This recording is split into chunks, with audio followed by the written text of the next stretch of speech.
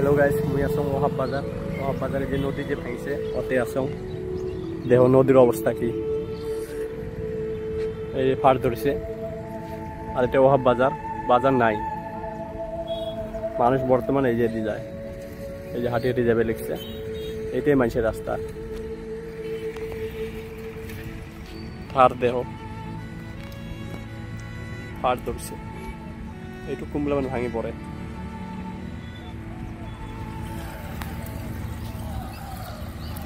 মানুষের রাস্তা এটাই, ওহাব বাজার নাই শেষ।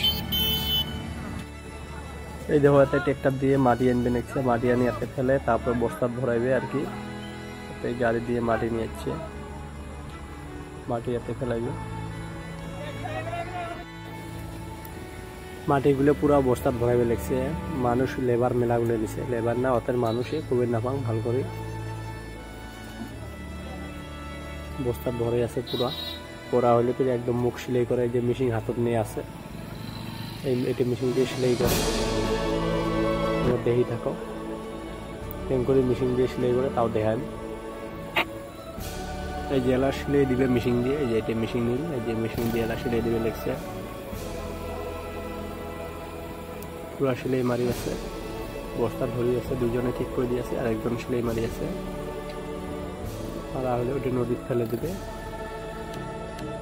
তারপরে মানুষ দেখো, বহুত মানুষ দেখবে লিখছে, এতে মেলা মানুষ দেখি আছে, এতে দেখতে বহুত মানুষ।